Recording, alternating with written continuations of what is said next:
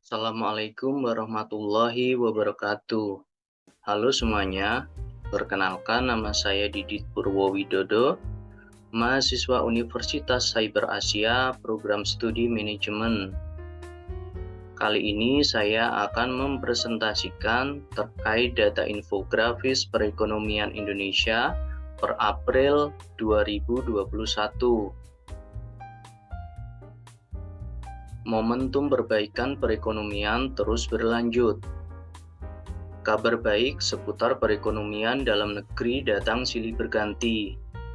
Badan Pusat Statistik mengumumkan perbaikan pertumbuhan ekonomi Indonesia pada triwulan 1 2021 kembali berlanjut. Perbaikan pada triwulan 1 2021 terutama didorong oleh kinerja sektor eksternal yang meningkat tajam, serta terjadi pada hampir semua komponen produk domestik bruto, sisi pengeluaran, dan lapangan usaha.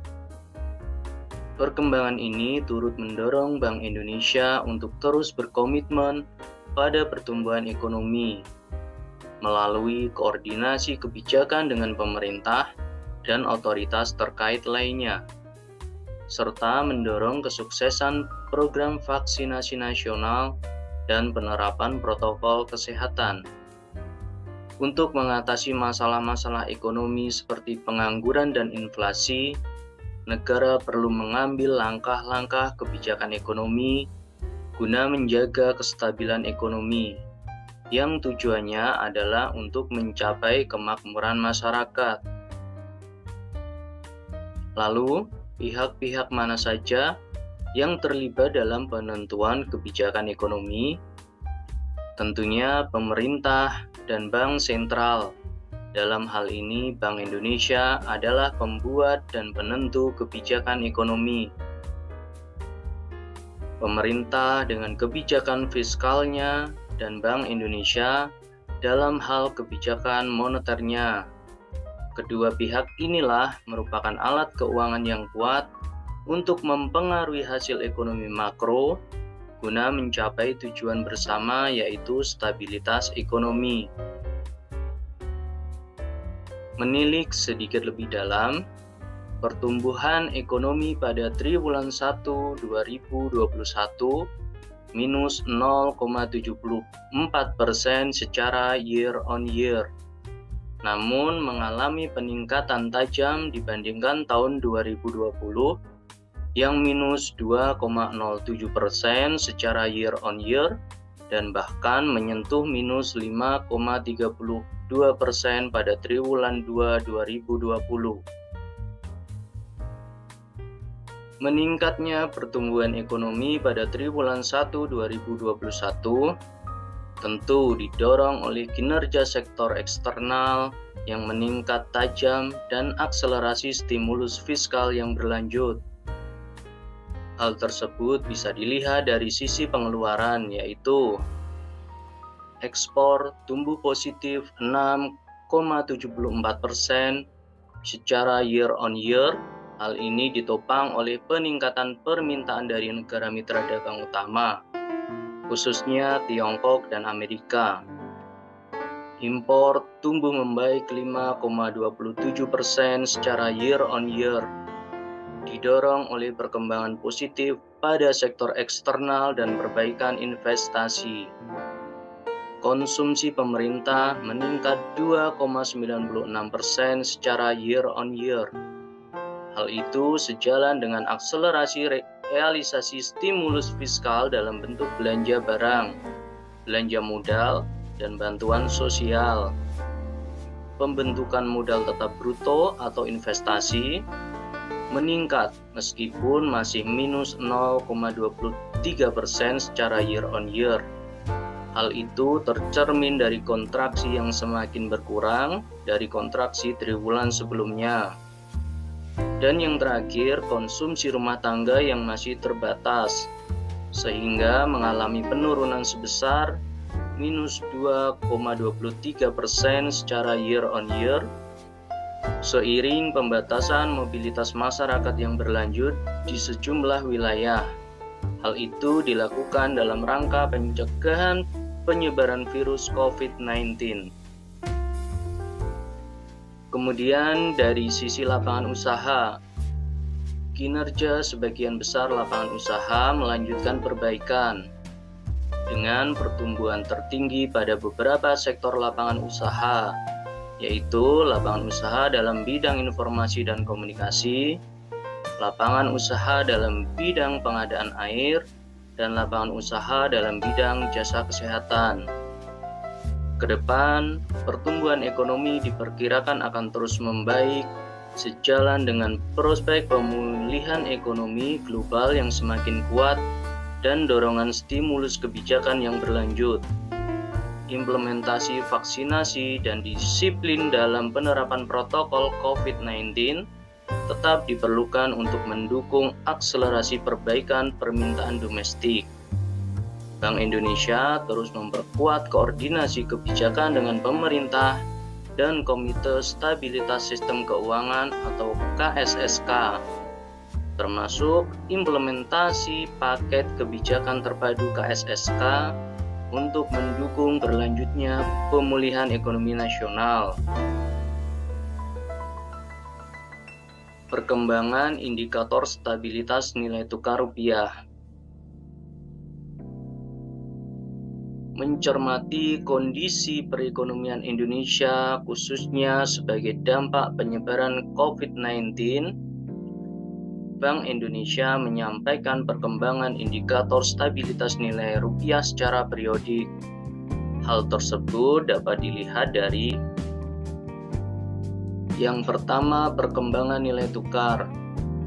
Pada 9 April 2021 kita lihat rupiah dibuka pada level bid 14.530 rupiah per dolar AS. Yield SBN atau surat berharga negara 10 tahun turun ke level 6,39%. Pada April 2021, DXY atau indeks dolar melemah ke level 92,06.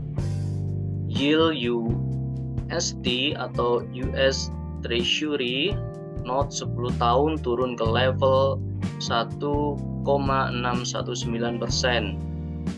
Sedangkan aliran masuk modal asing antara lain premi CDS atau Credit Default Swaps Indonesia 5 tahun naik ke 84,07 BPS per 8 April 2021 dari 82,73 BPS per 2 April 2021. Kemudian berdasarkan data transaksi 5 sampai 8 April 2021, transaksi non-residen di pasar keuangan domestik beli neto 2,34 triliun rupiah dengan beli neto di pasar SBN sebesar 4,15 triliun rupiah dan jual neto di pasar saham sebesar 1,81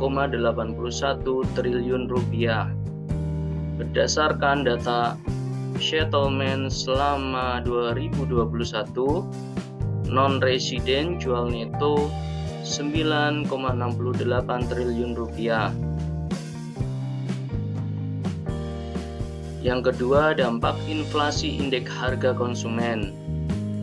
Berdasarkan data Badan Pusat Statistik, perkiraan inflasi pada April 2021 tercatat sebesar 0,08% secara month to month atau sebesar 0,53% secara year to date atau 1,37% secara year on year. Perkembangan ini dipengaruhi oleh peningkatan inflasi beberapa komoditas seperti daging ayam ras, jeruk, cabai merah, dan minyak goreng. Selain itu juga dipengaruhi oleh komoditas penyumbang deflasi seperti telur, ayam ras, cabai rawit, kangkung, bawang merah, bayam, dan beras. Sehingga inflasi pada April 2021 diperkirakan pada level yang rendah dan terkendali. Inflasi April 2021 tetap rendah. Indonesia pada tahun 2021 mengalami inflasi, tetapi masih berada pada level yang rendah dan terkendali, sehingga mendukung stabilitas perekonomian. Dilihat dari inflasi indeks harga konsumen atau IHK, pada April 2021 tercatat mengalami peningkatan sebesar 0,13% month to month dibandingkan dengan inflasi bulan sebelumnya sebesar 0,08% month to month. Namun, inflasi IHK pada April 2021 tersebut masih tetap rendah. Hal itu dipengaruhi oleh peningkatan inflasi kelompok inti dan administrate prices di tengah perlambatan inflasi kelompok volatile food. Perkembangan inflasi yang tetap rendah ini dipengaruhi oleh beberapa faktor, yaitu inflasi inti atau core inflation. Kelompok inti pada April 2021 mencatat inflasi 0,14% month to month. Peningkatan inflasi inti tersebut didorong oleh tekanan inflasi komoditas emas, perhiasan, seiring kenaikan harga emas global dan peningkatan permintaan musiman selama Ramadan. Inflasi bahan makanan bergejolak atau volatile food yang mengalami inflasi 0,15% month to month pada April 2021. Perlambatan tersebut didorong oleh deflasi komoditas hortikultura dan beras seiring masuknya masa panen. Inflasi harga yang diatur pemerintah atau administrate prices. Kelompok administrate prices pada April 2021 mencatat inflasi sebesar 0,11% month to month. Perkembangan ini didorong oleh peningkatan harga rokok, terutama rokok kretek filter seiring transmisi kenaikan cukai hasil tembakau yang berlanjut, serta kenaikan inflasi bahan bakar rumah tangga. Badan Pusat Statistik mencatat inflasi pada bulan Maret tahun 2021 yang sebesar 1,37% year on year mengalami peningkatan sebesar 1,42% di April 2021. Guna mengendalikan inflasi di tahun 2021 sesuai kisaran target 3,0% plus minus 1%, Bank Indonesia berkomitmen menjaga stabilitas harga dan memperkuat koordinasi kebijakan dengan pemerintah, termasuk untuk mengendalikan inflasi pada bulan Ramadan dan Hari Raya Idul Fitri 1442 Hijriah. Nah, berikut adalah daftar pustaka yang bisa dipelajari.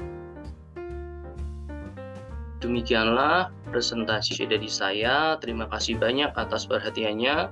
Tetap semangat dan salam sukses untuk kita semua. Wassalamualaikum warahmatullahi wabarakatuh.